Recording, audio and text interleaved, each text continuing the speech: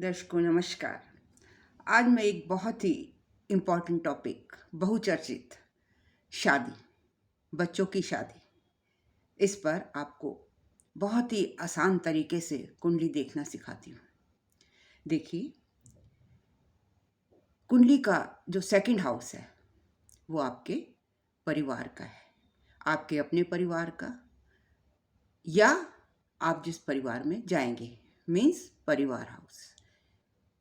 Seventh house, जिससे आपका बंधन बनने जा रहा है, गठबंधन। सातवां घर पार्टनरशिप का है, मैरिज का है, कमिटमेंट्स का है।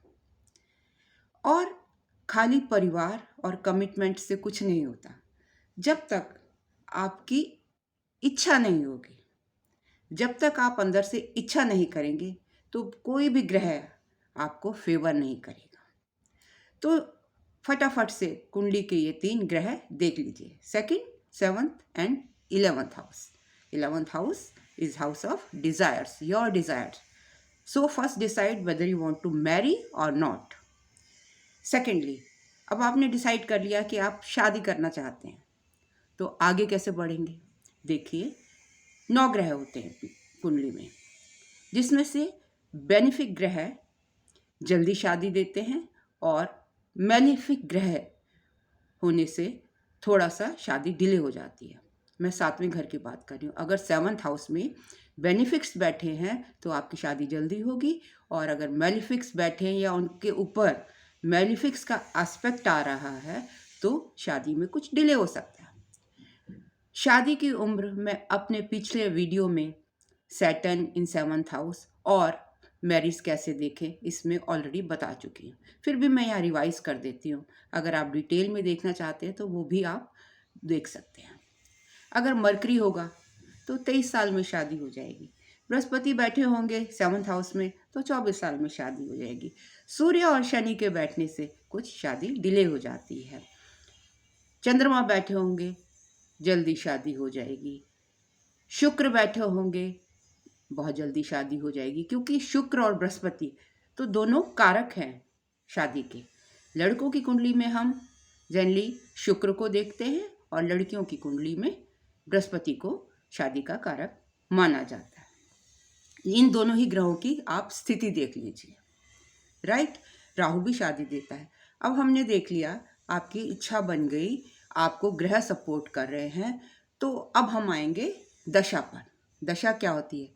दशा होती है हमारा वक्त, समय, काल, मतलब इस किस टाइम पर हमारी शादी होगी। अब ऐसे तो उस प्लैनेट की दशा बचपन में भी आती है, क्या हम बचपन में शादी कर सकते हैं? नहीं, देश काल पात्र के हिसाब से हमें कुंडली को देखना होता है। पिछले ज़माने में तो बाल विवाह हुआ करता था, तो 4, 5, 7, 9, 10, 11 साल में शादी कर देती थी, और जब शुक्र की दशा आती थी। लेकिन अब तो कोई भी 7 साल, 9 साल, 11 साल में, 18 साल से पहले तो कोई शादी के लिए एलिजिबल ही नहीं होता। तो देश काल पात्र देखकर ही हमें प्रेडिक्शन करनी होती है। तो जब भी आपकी 7वें घर या 7वें घर से रिलेटेड या 7वें घर में बैठे प्लैनेट्स और उनको एस्पेक्ट करते हुए प्लैनेट्स की दशा आएगी तो आपका शादी का योग बनता है। अब 3 चीज़ें हो गई, 2, 7, 11 कनेक्ट हो गए। उसमें 7th हाउस में बैठे हमने प्लैनेट्स देख लिए। अब शादी का टाइम आ गया। लेकिन इससे भी ज़्यादा इम्पॉर्टेंट क्या है? गोचर। गोचर होता है कि इस समय पर ग्रह कहाँ पर है आपकी कुंडली में।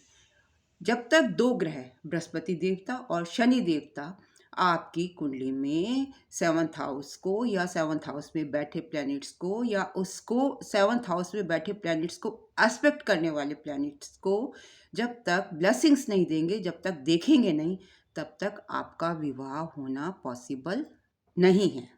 तो ये था छोटे से 4 पॉइंट्स, जिसमें आपने क्या देखा? घर देखे, आपने प्लैनेट्स देखे, उसके बाद आपने दशा देखी, उसके बाद आपने ट्रांजिट देखे। हो गया आपका कंक्लूजन कि आपकी शादी कब होगी। और इन केस तब भी ना समझ आए तो आप मुझे स्नेहकपूर1812@gmail.com पर अपना क्वेश्चन पूछ सकते हैं। और दोस्तों, अगर मेरा वीडियो पसंद आया तो please do subscribe. Thank you very much for listening me so patiently. Bye bye.